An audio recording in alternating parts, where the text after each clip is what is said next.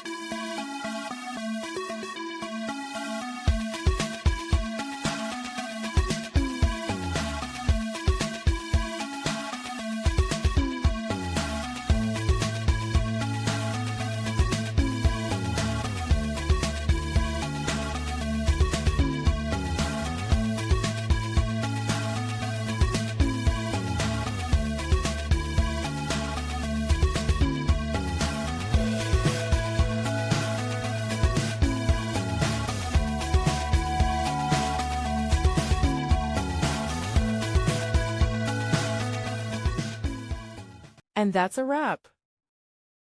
I hope you found the answer you were looking for. If you did, take a second to hit that subscribe button. It really helps out.